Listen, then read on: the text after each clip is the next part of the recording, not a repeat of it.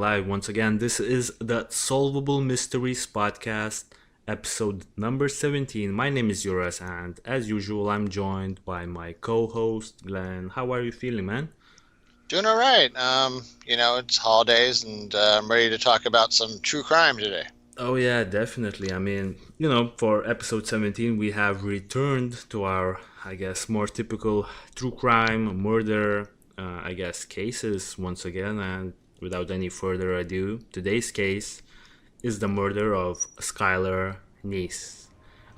Is her name Skylar Neese or is it Neese? Just to get this Uh, out of the way. Niece, you had it right the first time. Okay. Yep. Yeah, Long that's E. perfect. Okay, so Skylar Annette Neese, because she had the middle name as well. She was an American girl who disappeared from her home in Star City in West Virginia around midnight on July 6th, 2012. So around 7 years ago, and Neese's remains were found on January 16th, 2013 in Wayne Township, Greene County, Pennsylvania. So, right, on the border of West Virginia and Pennsylvania. And yeah, this case, I guess it's not it's a very unusual case, wouldn't you say? Like the way that Skylar was, I guess, unfortunately killed. It was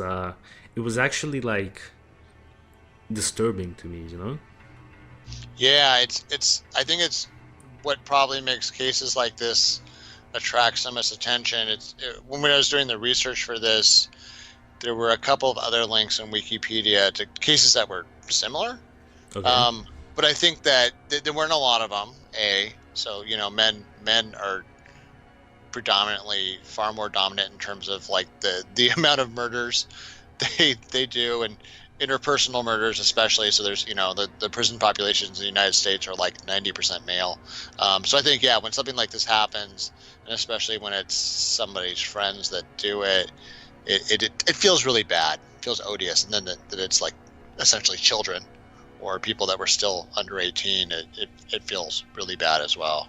Exactly. So she was 16, I guess, when at the time that she died, and I guess just to give a little background to the initial story. So the whole setting was in,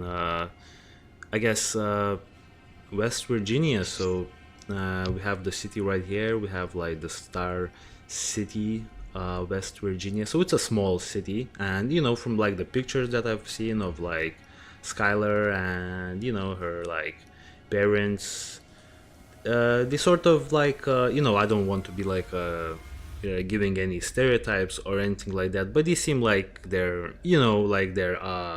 I don't know how to put it. I don't want to say rednecks because No, no, that's I think, yeah. offensive or something. I don't know how to like describe people who live I, like in the outskirts, not in big cities in America. Like that's like, yeah, is it like suburban neighborhood? Would you say? um, or like maybe kind of rural. I would say Rural, that yeah, that's the word. these are, especially as we get into it and kind of like what people did for a living. So these are working class people that Yeah, have definitely seems like working working class. class values. I mean, Yeah. they have like 3D.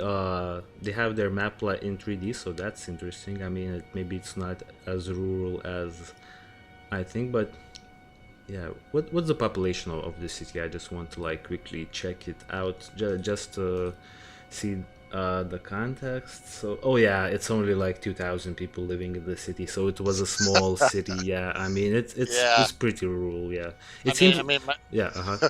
I was gonna say my high school was probably, depending on the year, between 2,000 and 4,000 people. So yeah, I mean, I mean, yeah, it's 2000, small. 2000. But I mean, that's the interesting part about America. Even cities with like 2,000 people living in them have all sorts of things. You know what I'm saying?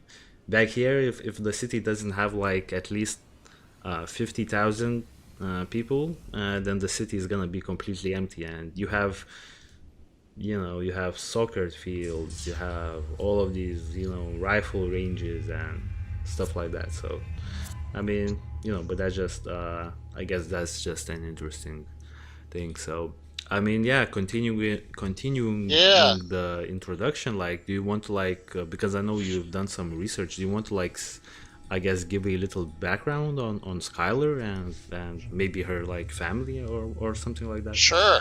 Perfect. Yeah, so first, just a little note is like you mentioned, it's a small town. It's in West Virginia. West Virginia is like you kind of mentioned, stereotyped a little bit for being kind of out of the way. Let's say is a nice way of putting it. Historically, it was a place that was more geographically isolated and had communities that sometimes were a little behind the times, but now we're sort of in the modern era and all of us are connected. And as we'll see, they even had a Wendy's, which is a popular fast food I mean, yeah. establishment here. Yeah, and here. So Skylar was an only child.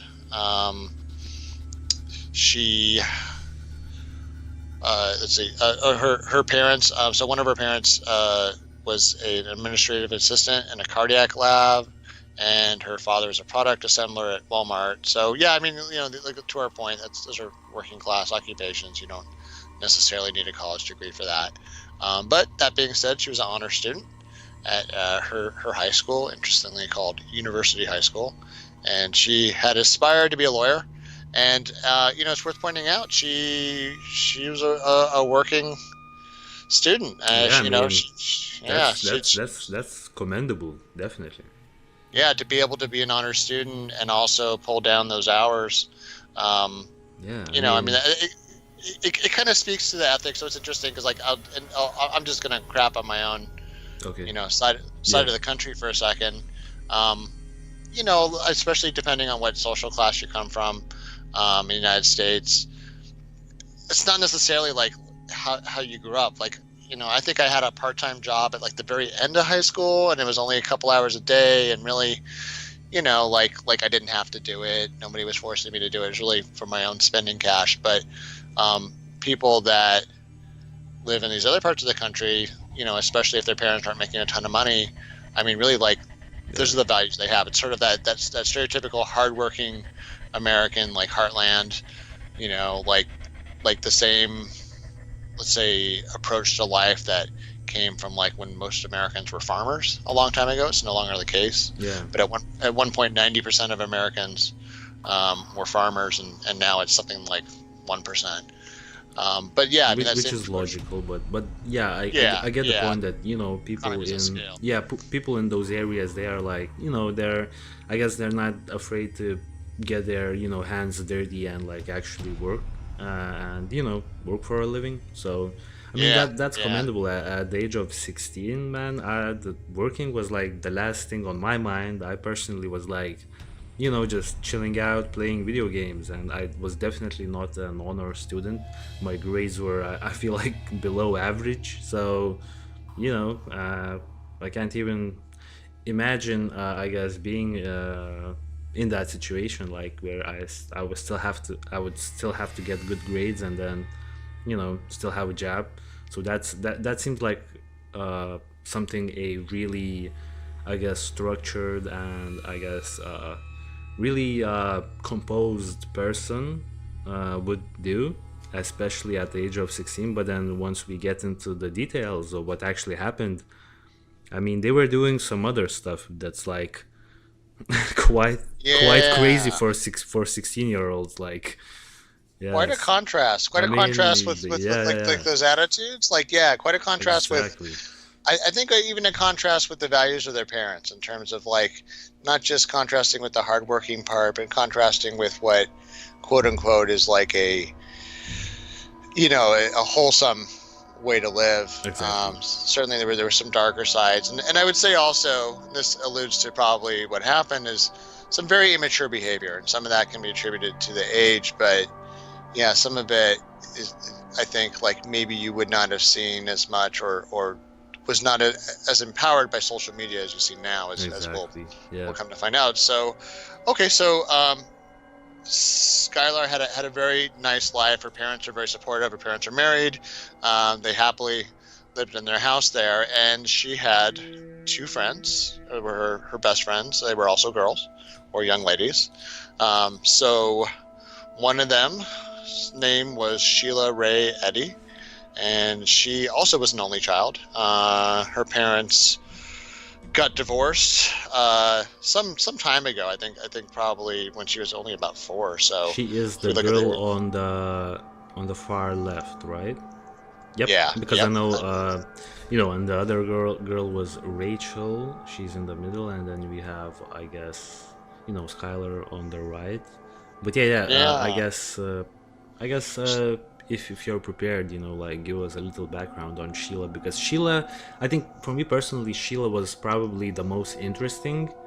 Yeah. She was more interesting to me in terms of her like character and how she handled everything afterwards than Rachel did. Rachel sort of had like, I guess, the stereotypical reaction of a 16-year-old girl, I guess, to that whole case, and Sheila just seemed like more interesting. So yeah, like what's Sheila's background?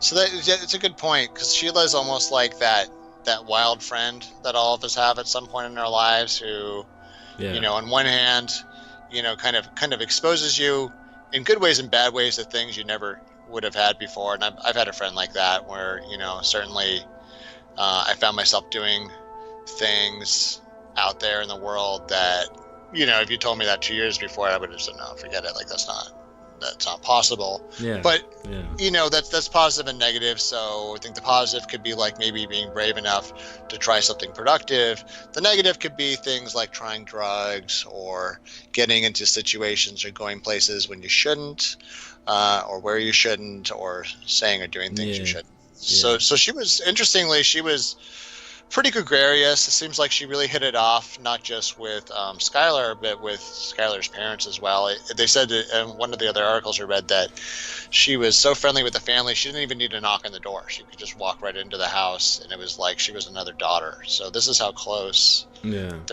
families were. From the research that I have conducted, like her parents actually even described her, Sheila, as part of the family, and it seemed like Skylar and Sheila were always together. If they were not together in person, they would always at least talk on the phone, and I guess Skylar's father actually even said that it was literally 24/7, like And looking at her past, it may have been because her father got into a car accident that left him with a traumatic brain injury, and her parents divorced shortly thereafter. It's hard to read what happened there, because he could have like literally just not been able to function in a relationship, and that's what happened. I don't want to be uncharitable to her mother and think that like, oh, she abandoned somebody. It may well have been that he needed to be institutionalized, or we're that talking about Sheila's parents, right? Yeah. Okay. Yeah, Sheila's parents and her parents. So, and then she didn't. Her mother really had struggles. Her mother was single for a long time and worked as an accountant for a car dealership, and that's a hard road to go down. But eventually, she did remarry in 2010, but that's only like 2 years before this. So you would almost, if I wanted to be armchair psychologist for a second, say, oh, maybe this was kind of filling some need for, let's maybe father figures or like family, some kind of something that she felt like she lacked for a good chunk of her life because of just misfortune that happened to her family. So another thing is, like, before we move forward, I would like to mention that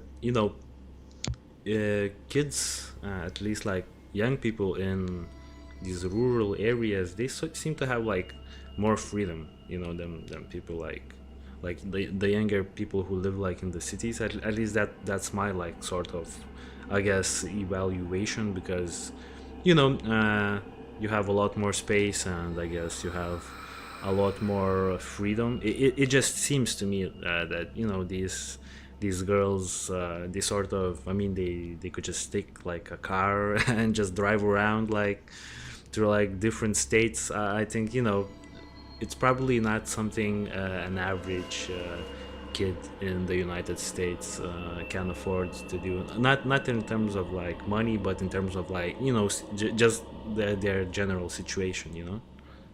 Yeah, I mean, you're right. I mean, I think to some extent it does point to kind of maybe pampered life that we here in the United States have lived in the post-war era after World War II. Is our economy's done really well, and kind of our disposable income has been pretty high compared to, let's say, the cost of living until relatively recently. Now, I think as we get into it, it'll be interesting because I actually have a different take on this. So having Okay, perfect.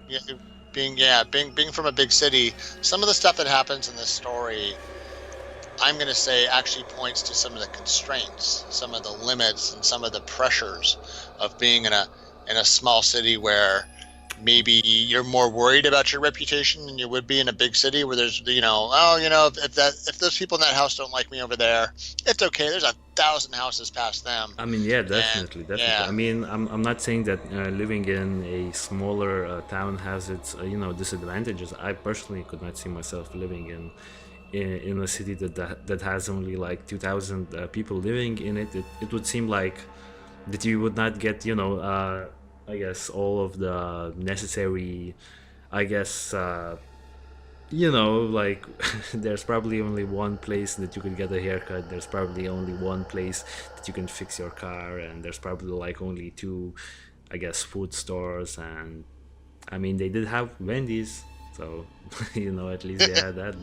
But it would just seem that the commodities are fairly scarce in a place like that. But Yeah, certainly. I mean, and I'd like to just point out Wendy's is a fine fast food establishment that compares very favorably to McDonald's and others. Oh in yeah, the market. so we're at least you trying had to good get taste. sponsorships already. Yeah, that's right. Wendy's, your ad here.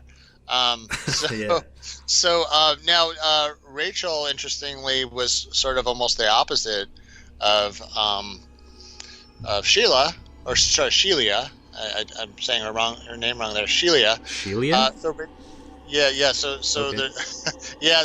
I mean, from the documentary that I watched, they all referred to her as Sheila, so maybe it's Shelia. I mean, maybe she didn't know how to spell her name. Yeah, it's the names are a little bit interesting here. It's kind of hard to tell where Rachel is like a common name, Yeah. I would say.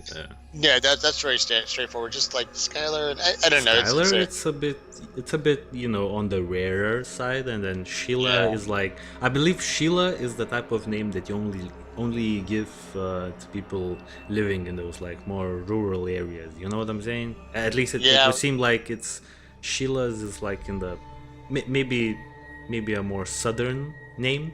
At least it would seem to me, right? Yeah, maybe that's a good point. That might be what is going on here, Yeah. and it may just be certainly we're getting into the part where people are starting to invent new names and feel okay about it, which is it's great. happening. I guess. It's happening in Lithuania like crazy. Like the names are so ridiculous to me right now because they sound great right now. The new names for like 2-year-olds and 3-year-olds when they're all like cute and like falling over like all the time, but when they're like in their 30s, it's just gonna sound so stupid. But whatever, let's go. Yeah, you should definitely tell more people to name themselves Glenn in Lithuania. I mean, yeah. So, interestingly was that Rachel was actually a more, let's say, she was like part of the drama class or something like that. So I believe she was like more of an aspiring actress, and just in general, like from my take on my end of the research, at least what I've gathered, it would seem that Rachel was actually really, I mean, she seemed like a really good girl, like at least at first, like she was like more of like a nicer girl than for say Sheila was probably, and she seemed like she was I guess straightforward, had aspirations to become an actress, and I guess she had more of a conservative upbringing. I think her parents probably had more stringent rules. It says she had a fairly conservative Catholic household that she grew up in, and and certainly there were a set of constraints on her behavior. Maybe that's part of why being friends with Skylar and Sheila, however we want to say it, maybe that's what made it attractive to be with those two people, is that they didn't have those rules when she went over to their house, and then when they're out, it's like sky's the limit, right? Exactly, right? I mean, yeah, I mean, she's so just to give like the, I guess, the timeline of how all of Yeah. these three girls, I guess, met up. So basically, Skylar, this girl right here on the right, and Sheila, they were like friends since way back, I guess, and then Rachel sort of became a part of the group, I guess, later on, right?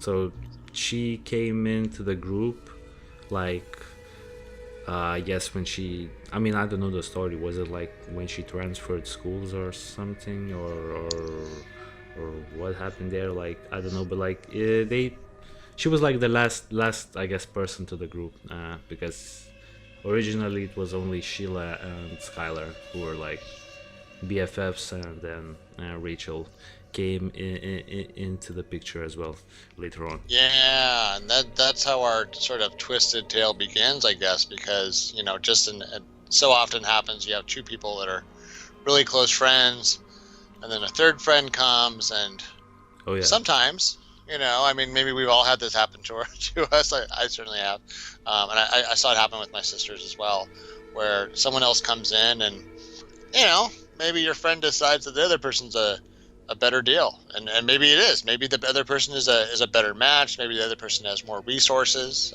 Certainly, I saw that happen with my sister, where number three came, and number three had twice the household income that ours house did, and it was like, well, we can go to Disneyland this weekend, or you could come over to that other girl's house, to my sister's house, and we can play with Barbies. So. Yeah, I mean, Yeah. certainly there's reasons to happen. Now, what's interesting is this is where it gets a little bit touchy, and we got to kind of watch out what we say. But like there's some references to this in different articles, and the Wikipedia, while it doesn't have a citation for it, mentions it. It sounds like at some point, Sheila and Rachel may have developed a more intimate relationship. Let's say, to put it gently, and we don't know necessarily that there wasn't some kind of intimate relationship between Skylar and Sheila before. Yeah. So I mean, I didn't find anything on that, so I mean, it just maybe like food for thought, but the jealousy that kind of creeps up here, and this is where it gets pretty interesting. So, if you read the Wikipedia kind of glosses over this part, but when you get into everyone else's article, what it does point out is that some of the vitriol from Skylar gets pretty vicious. Now, I'm not going to say exactly what she said because I don't want our YouTube to get marked as mature. So no, no expletives in this case. But it's interesting because I think we've all been tempted on social media sometimes to lash out. I mean, and that's a really unfortunate thing about social media. This is gonna, so one of my kind of things I've been talking about lately is how like the law is a weapon. Well, I'm going to talk about how social media is a weapon today, and unfortunately it can kind of cut both ways. So one of the worst things about Twitter specifically is that you can stick your foot in your mouth real quick and say something. Case in point, when I was working at one of my employers, there was somebody, it was a very famous case, someone else that worked for this very big company that I work for, a giant media company. Oh, right. She was on a flight to another country, and she said something as a joke, which I don't think she meant in the way it was intended, but it was definitely badly worded. Maybe she did mean it that way. And by the time her flight landed, her entire career and life was ruined. Oh my God. Yeah. So it was like a 6-hour flight or something. Wait. She gets to the flight, makes a joke. And what was the joke about? Obviously, you don't have to say yeah. it, but like what it was all about. There was a racial context about just a certain infection rate of a certain Oh yeah, yeah, yeah. it was something Okay. it was something that just, I don't know that the person necessarily meant it the way, like, Okay. it may have been tongue in cheek, it may have even been meant in the opposite of how it was Yeah. construed, but like people's sense of humors are very different in different places, and what works with your crowd in New York, which I think is where she was flying from, versus I think it was Johannesburg is where she was flying to, and then the rest of the world read that and it got retweeted. And yeah, I mean, this person literally still can't get a normal job. She has to work under like assumed names. She can never really do what she was doing before, and she had a very like successful career. So that being said, Yeah. Skylar starts saying some things about her friends and expressing jealousy, let's say, On Twitter, about right? on Twitter, yeah, about her friends, Let me and just using find those tweets. Yeah, yeah. Go on. and then just, yeah, you remember careful what you show, because yeah, they're pretty bad. And here's the thing. So let's take like if there hadn't been supposedly some sort of maybe intimate relationship, or at least, people experiment at different ages, and who knows, I mean, there's a lot of things that children and kids do as they're growing up when they interact with each other and trying to discover, let's say, their sexuality and who they are, and nothing you do necessarily is permanent until, of course, it is. But like, can you imagine if someone was already saying bad things about you because they were jealous, and let's say something like this, where as progressive as things are now, and as much as maybe like bisexuality and homosexuality, being gay or lesbian or transgender, etc., is accepted now, it doesn't mean that your family accepts it. It doesn't mean that your peers accept it. It doesn't mean that you might not be paranoid, especially at that age, when you don't, at that age, you don't have any perspective. You don't know what's going to happen for the rest of your life. Everything feels like literally the rest of your life is going to be like this moment that happened next. So if you don't, Exactly. Right. I right? mean, just like looking at the tweets. I mean, we could show this tweet. Yeah, yeah, If we don't, read it out loud because there's like one, I guess, bad word in it. But I guess our yeah. audience can make out what I'm going to say. So I mean, this is Skylar's tweet. So you doing S like that is why I will never completely trust you. So she tweeted this. I guess what it was like a few weeks prior to her death, or like months. That was in 2012, so it was the same year. And Yeah. I mean, yeah, right now it has like a lot of retweets and things like that. But back in the day, this had like, I don't know, maybe 4 or 5 retweets, and to me it just seems really like, I don't want to make fun out of the situation, but it's just like really corny, and it's probably something that you tweet this tweet when you're like 16, and then probably when you're like 22 or something like that, you're probably looking down at this moment and you're cringing like crazy. So I mean, who would Yeah. like make these tweets public? It's like really, it's like really weird. But maybe It's they had like, I guess, a group of people on Twitter that just made those types of tweets. But who knows but yeah, this tweet definitely indicates that she has an issue with someone. She doesn't necessarily mention either Sheila or Shelia, or Rachel, Rachel. Yeah. but you could pretty much make out that she's talking about them because they were her best friends. And I found some other tweets that she was referring to like something like yeah, okay, so this tweet right here, let me just quickly read this one out. So this is Skylar Neese. This was also in July 4th, 2012. Wait, it was July 4th, and Skylar died on July 5th. So wait, this was like 2 days prior, right? That's why I checked it. So like Yeah. 2 days prior to her death, I guess, Skylar actually sent out a tweet that said, "Sick of being at effing home. Thanks, friends. Love hanging out with you all too." So I guess this is I mean, yeah, like why would you make this public? I don't know, but it Yeah. definitely. I mean, the friends in captions. I mean, this definitely refers to both Rachel and Shelia, and yeah. So even like 2 days prior to her death, she was sending these tweets, of her. I guess. So Yeah. it's kind of. I mean, can you imagine if you had any kind of secret that this person knew?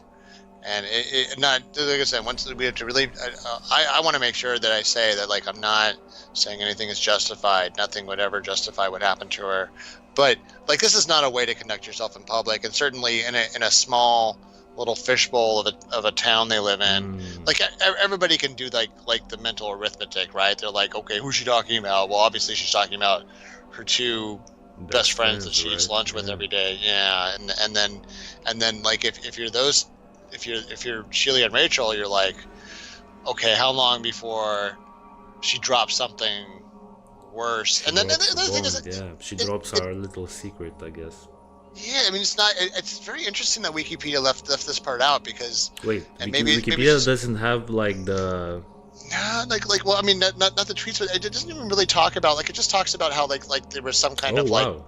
issues, but it kind of glosses like I was really surprised when I went on this. I'm like, Yeah. oh, okay, this tells a whole other story because it sounded like it kind of came out of nowhere and maybe they just for the heck of it, whatever. But no, I mean this is like some pretty awful stuff to write. Yeah, yeah, Again, yeah. it's not justifying anything, but it's a pretty bad way to act in public. It's a pretty bad way to treat your friends. Surely it's also showing that she felt pretty hurt, and then to your point about small towns, it's like I guess when you're a town of 2,000 people, like maybe you don't have that many other people to choose from. So like after Celia and Rachel, You maybe the probably drop off's don't. You pretty. probably don't.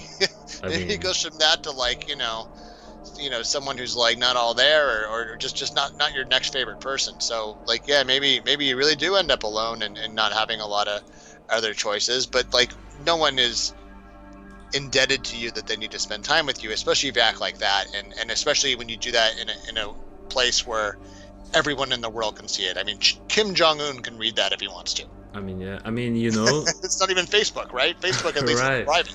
I Yeah. mean, actually, that's a really good point that you just brought up. The fact that the city only had, I mean, the town only had like the population of 2,000 people. So that's pretty much like if you don't hang out with these two girls, like what? There's like another like maybe 10 girls Yeah, in the your town age. your age, right? So Yeah. yeah. I I mean, mean, that's definitely like I guess the friendship is definitely closer. It would seem in these types of situations, but at the same time, I guess the friendship means a lot more. It's not like a casual, I guess, casual acquaintance situation.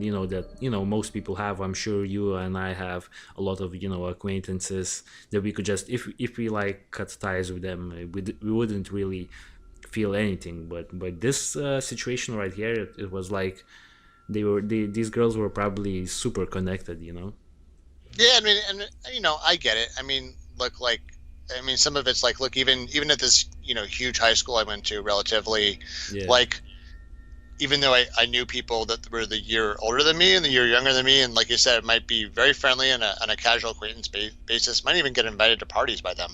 But like, they're not your friends. It would always be someone like, within an a year of you. acquaintance, right? Yeah. Yeah.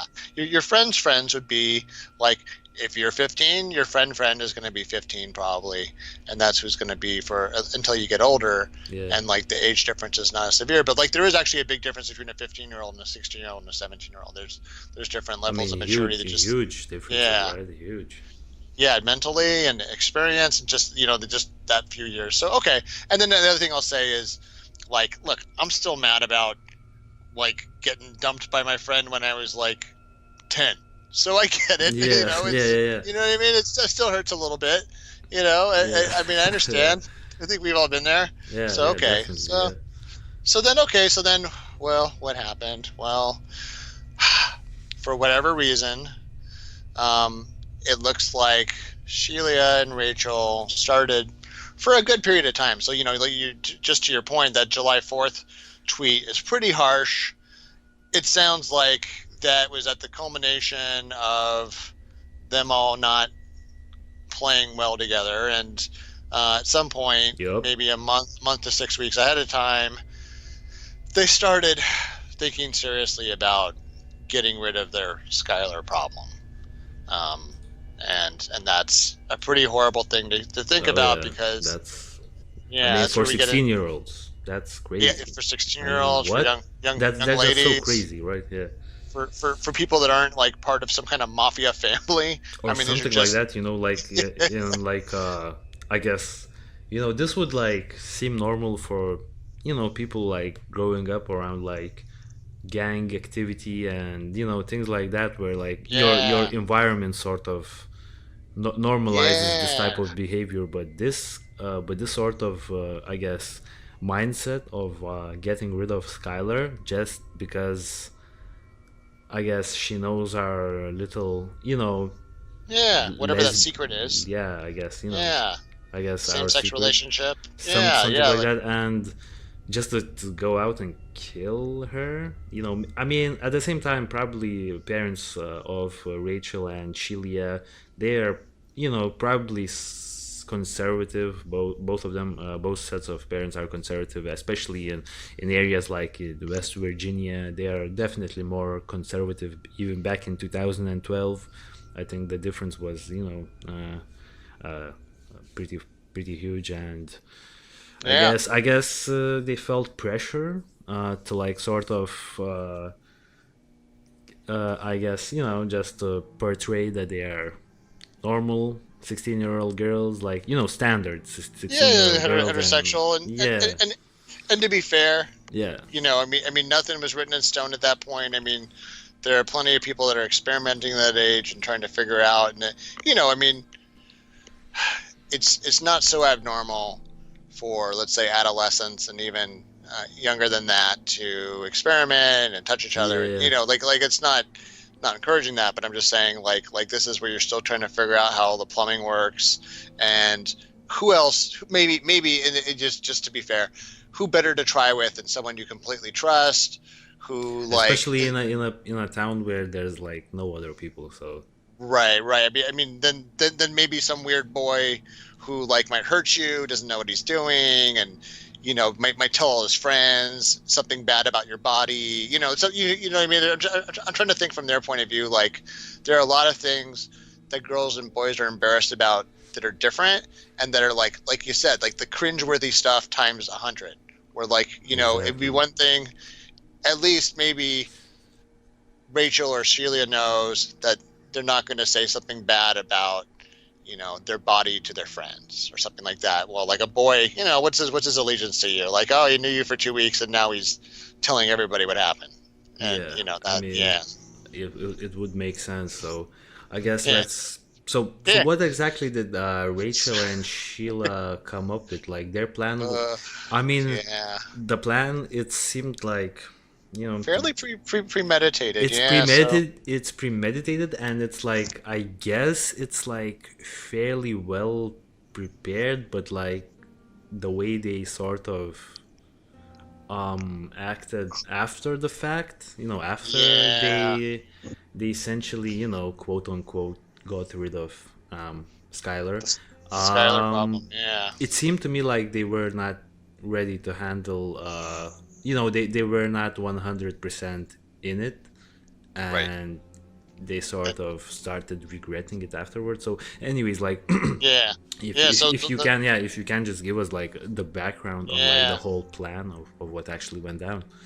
yeah. So yeah. I mean, so what happened was their plan was essentially to kind of not abduct, but essentially secretly um, remove Skylar to a third location. In this case, across state lines to Pennsylvania. Which just a note to listeners: if you're going to commit a crime, don't go across state lines, because then you get the feds involved. But and that's, you don't want the FBI on top of you.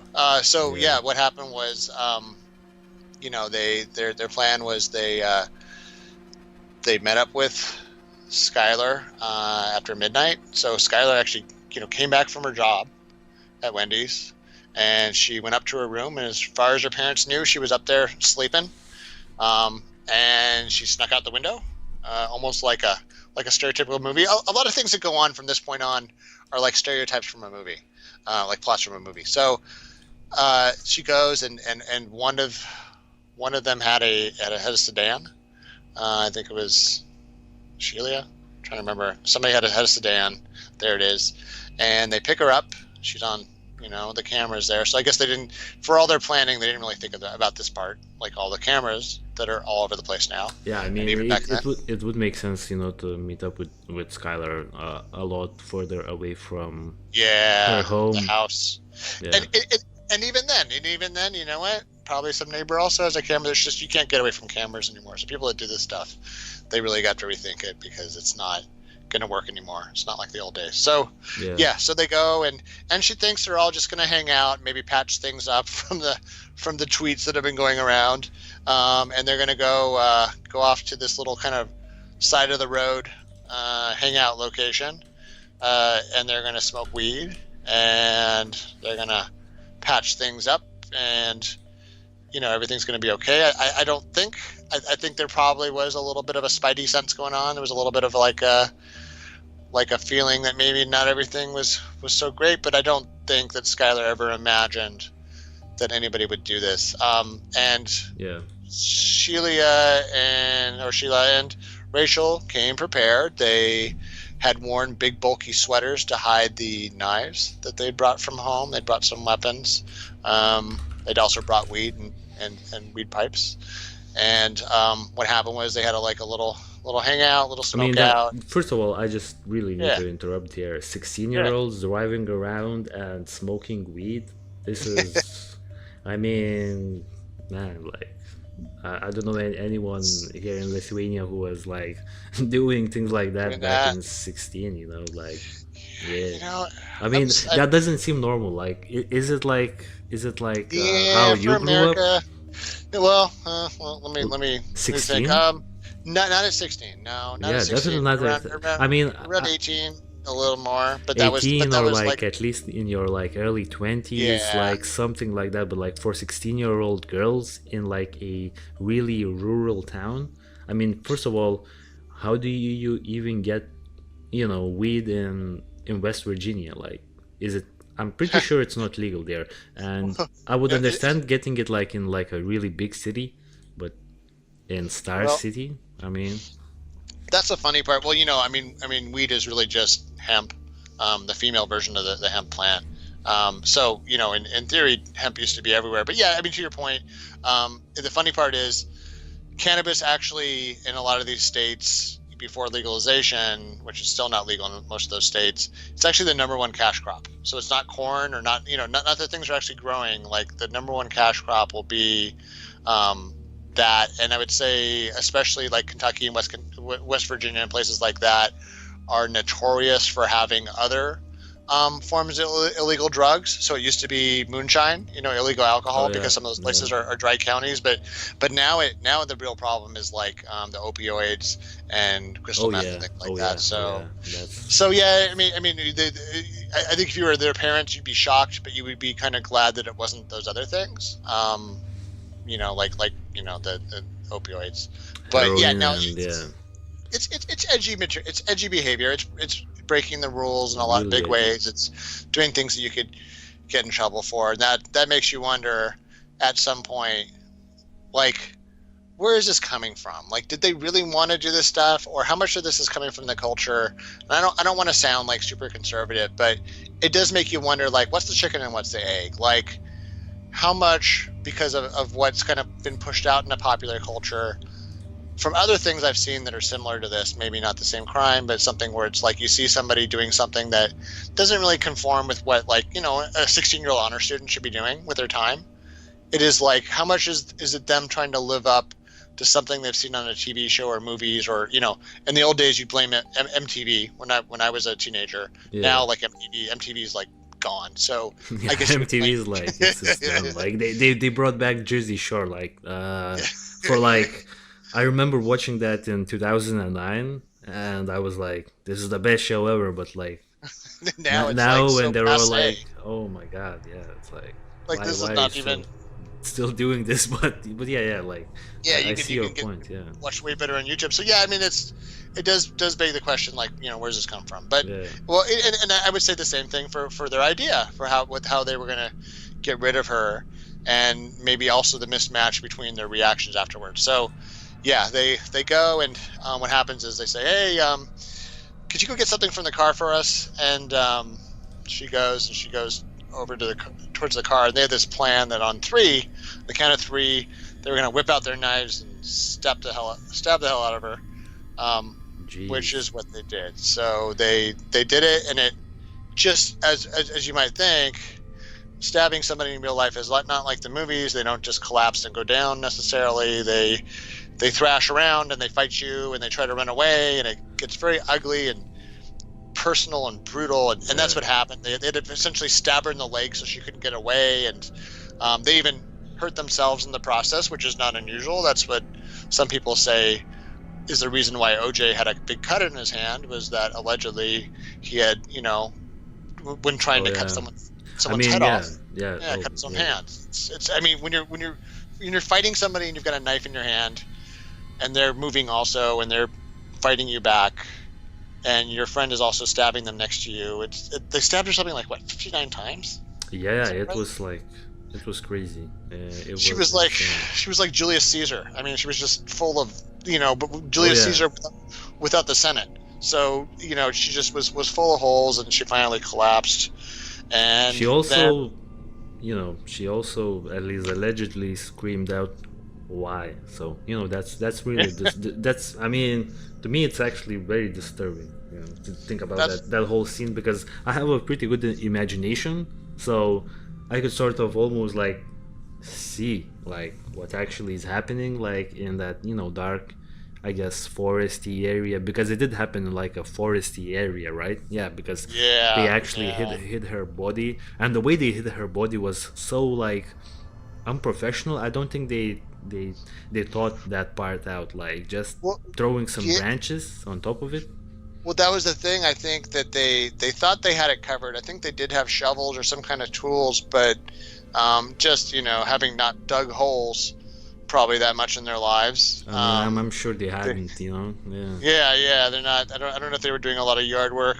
So what they didn't realize is it's way harder to dig a hole than you might think, and especially if the ground. I think It's the ground crazy. It's was like, hardened. yeah, Yeah, like to dig a hole to hide like a human inside yeah. that hole. It's like, it's like even for like grown men, it's Hours of work. like hours of work, like the whole day of work. And Yeah. these 16-year-old, I guess, girls, who just are coming off of a crazy knife fight, probably high on weed, and and maybe and they're like drunk on alcohol or something like that, and now you're going to start digging this massive, I guess, like hole in the ground to hide Skylar's body. Like, yeah, I mean, I'm pretty sure they realized that this was not an option real quick.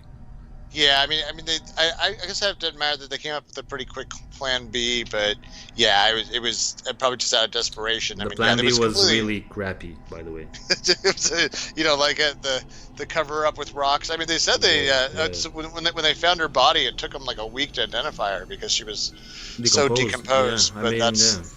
that's I guess the South in the summer will do that to you. So yeah, they went and they came up with this kind of solution, and they did it, and then they thought they were just gonna, once again, like they saw something in a movie, I guess, or a TV show, and never really thought about, like you said, the part afterwards, the part where you think about what you've done, the part where everybody's asking you where your friend is, when's the last time you saw her, hey, what happened, and then obviously like they turn up on the video, so the next day, like she's gone. Her parents are like, well, this isn't like her. She's not a runaway type. Like there's no reason for her to run away, is what I mean by Exactly. that. And Yeah. and like she's never done this before. She left like her toothbrush and her phone and all these other things that like she would have brought with her. Like this doesn't make sense. And Everything this is everything indicated that she was snuck out for the evening and was like probably planning on returning to the house like before Yeah. anyone even notices that she's left. Yeah. Yeah. Exactly. And instead she's gone, and they have the friends on video, so they're like, okay, well, where'd she go with you? And we hung out, and then we left her, we dropped her off again, an hour later down the road, or whatever it was, and that doesn't really hold water. And then they start to act weird, like you say. They sounds like they start to gradually crack up. They're kind of both acting both too casual and then suddenly not casual about things, and it got to the point where everybody in that small fishbowl social circle they're in starts looking at them like, we think maybe you killed her. Like there starts to be rumors from people in their high school that they're not acting right, and that maybe they had something to do with her disappearance. And eventually one of the two cracks up at home. I think it was Rachel. Yep, it was Rachel. Yeah. Yeah, starts. I think essentially imploding at home and acting out and having maybe a version of a nervous breakdown. And that's. She actually was, I believe, suicidal. Yeah, and that speaks to the point once again that like we were talking about, their behavior for what they did was extreme, even for gang for members of like a mafia at that age. Like even let's be charitable to even some of the worst gangs, in the world. They do not take that lightly to kill another human being, especially a member of their own social circles. Exactly. Yeah, that's. So to think that they were just going to laugh that off. I mean, the thing is, like, what I think, just to interrupt you real quick. What I think it was, they weren't 100% in it, but they sort of had this idea for like a while, I believe, for like a month or like 2 months before they actually did it. And I believe it started out as probably between their conversations, between Rachel and Shelia, they probably just were just maybe joking around with it, and they were like, nah, let's actually really kill Skylar. And then it sort of actually they probably mapped out like the date, July 6th, when they were going to do it. And once the day came, they probably none of them were like feeling the plan anymore. So but they probably put in like month of like preparation into this, and they were like, we can't like let all of this work go to waste. So they probably weren't even like feeling the actual murder anymore, but they were like, we just have to do it, like it has to happen. And they probably, that's the reason why they got high and probably drunk, just to get their nerves off the whole situation. Like that's what I'm thinking, right? They were probably not feeling the murder. At least Rachel probably didn't, right? So we have Rachel right now on the screen. So she actually really seemed remorseful, and as you said, she had like a mental breakdown soon after like the whole disappearance of Skylar. And so essentially what happened next, she went to the I guess a like some sort of a psychiatry establishment, something like that. I don't really know how to word that, I guess establishment, but so she was treated, I guess, for her mental health for a while. And then after she got released, she was transported to the police office, I guess, to the police station immediately. There's no like information what actually happened during her time in the psychiatry, I guess, establishment, but after she got out, she immediately confessed to killing Skylar, and she basically went to the police station and stated that we stabbed her. And I guess the police officers at first, they were in shock, but I believe like at that point, I guess all the evidence or lack thereof sort of pointed to the two girls at that point. So probably the police officers weren't that surprised, but Rachel was definitely remorseful. One of the articles said that a couple of the police officers said that they were fairly sure they'd done it. They're used to talking to people, and just the stories didn't make sense, and their behavior was weird enough that they were like, I think He Yeah. might have done that. So yeah, when it happened. No, the one thing I think before we wrap it up, because we're almost done here, it is worth pointing out. I'm really glad you brought up that kind of them reinforcing each other almost didn't allow them to back down.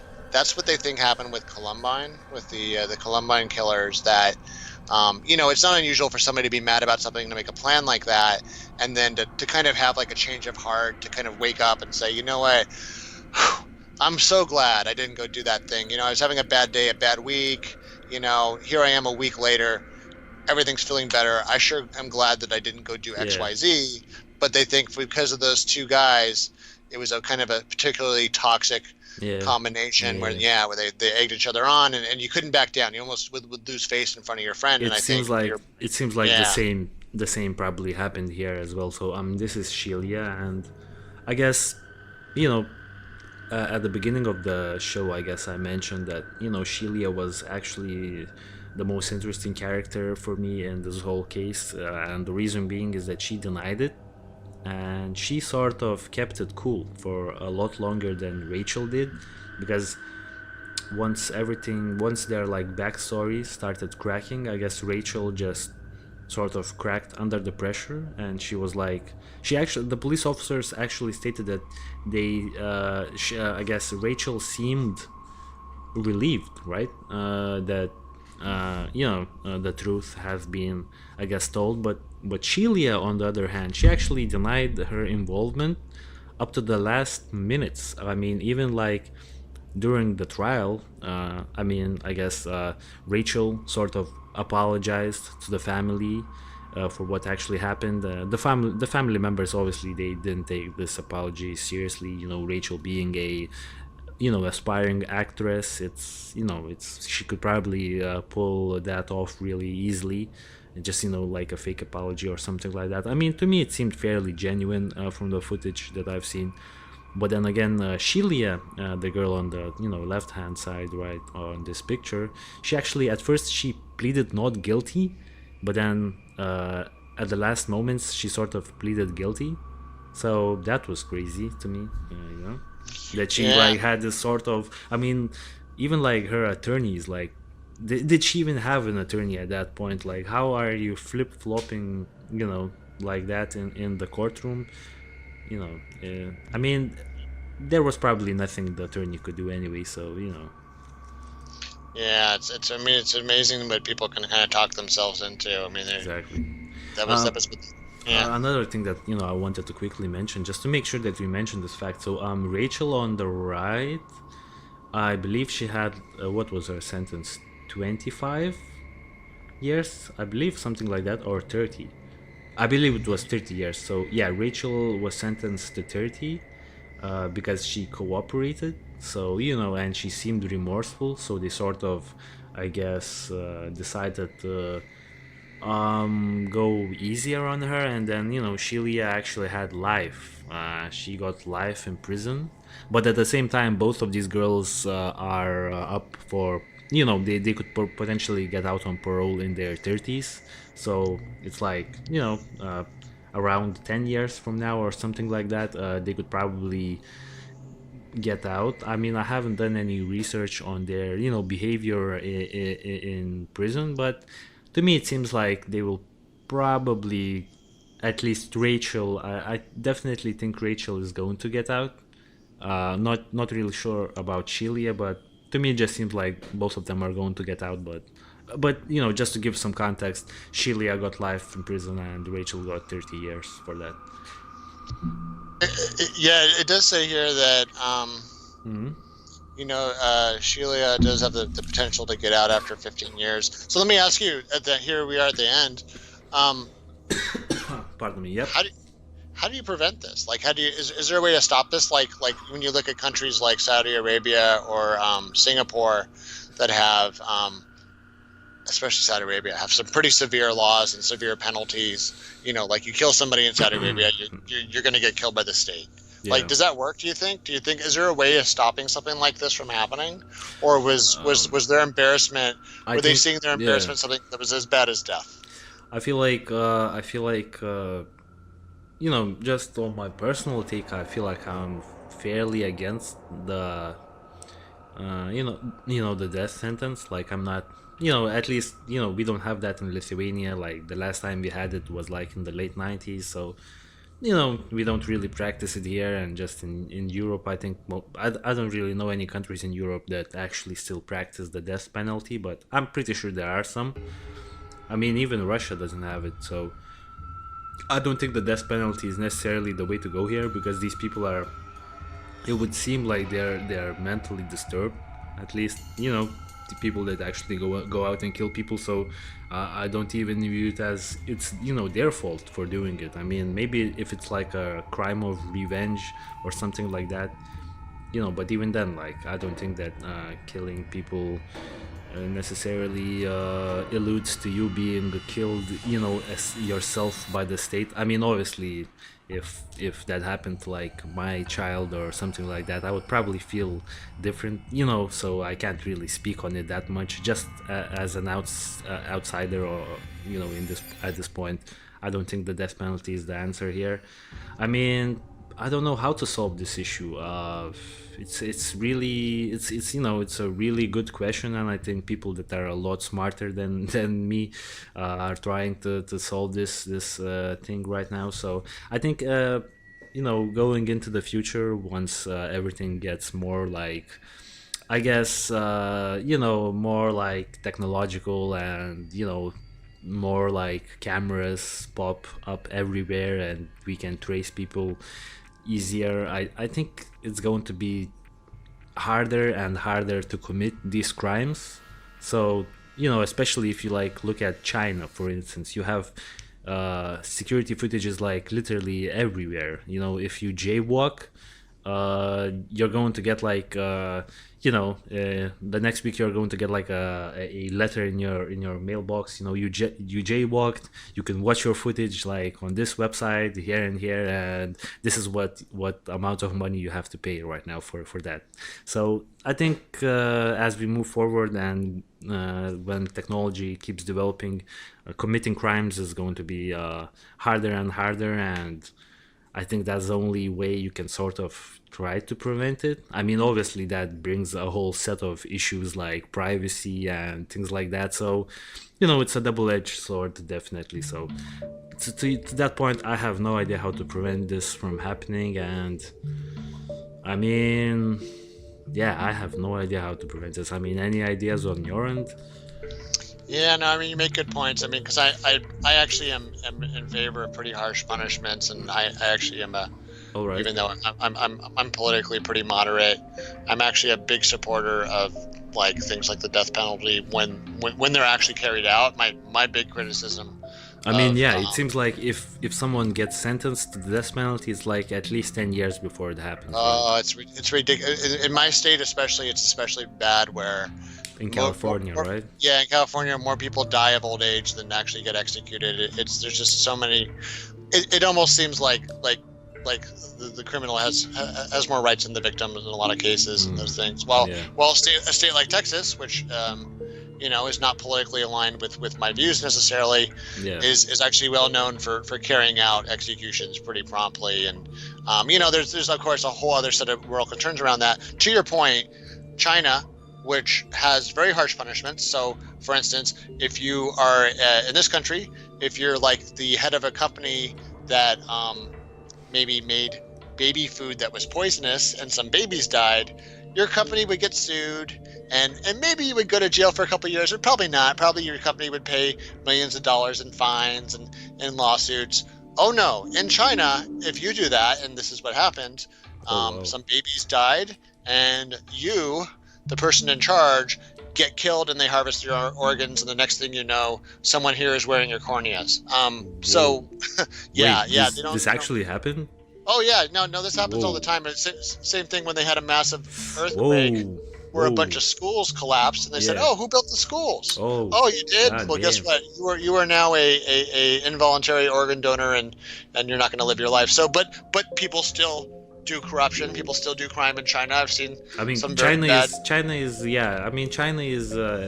different in that sense, but I mean. But crime still happens, and that's. But the thing to that point, I definitely don't want to go into China a lot, but like from what I've actually heard, like for for like petty crimes, it's like a really free country, like a lot freer than like the West. Like you could pretty much like, I guess, go out and like drink in public and nothing's really going to happen to you. Like even like the Yeah. police officer is not gonna do anything.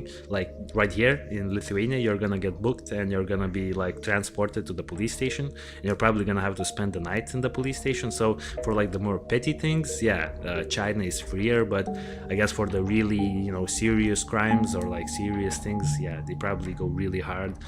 To that point, I don't know.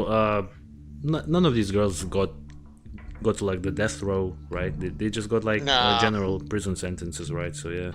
Yeah, so I guess they think like they're gonna maybe Because they were potentially 16, I rehabilitate believe. them. I believe they Yeah. were 16, so that's the reason.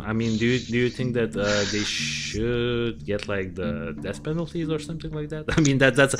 That's a pretty No, dark it's a good question to question. ask you, but I'll give you my point of view, and Okay, it's a very personal point of view. okay. If it was my only child and Yeah. I had spent my whole life and this is my only chance of passing on my genes, Yep. and I invested my whole life, I don't think I would be satisfied that like I lost a 16-year-old, so they're going to pay with 16 years of their lives, because it's not just 16 years of that kid's life, it's my whole effing life before that. I So see your my point. whole, you know what I mean? Yeah. Like they have, and not only that, they've potentially stopped my genetic line I now see your because of point. their selfish. So anyways, that's just my opinion, but it's worth considering. I certainly think it's a thought-provoking case. Exactly. So basically this was episode 17. I think we've already we're like fairly well over an hour, so I feel like we should be I guess stopping the episode at this point. I'm sure there are like interesting details that we left out, but I think we covered like the basis. And anything you want to like let our audience know before we, I guess, sign out? No, thank you for listening. Please subscribe, and please learn from these young ladies' example that the movies are not the way to pattern your actions in life, and that someone's life is much harder to extinguish and has a much higher psychic cost than you might imagine. Agreed, definitely. So this was episode 17, Solvable Mysteries podcast. And guys, catch us on the next episode. We will be returning to a little hint of the paranormal once again for episode 18. It should be coming out somewhere shortly after this episode drops. And as usual, guys, I really hope you enjoyed this episode, and I guess we'll catch you on episode 18. So for now, guys, stay safe and peace out.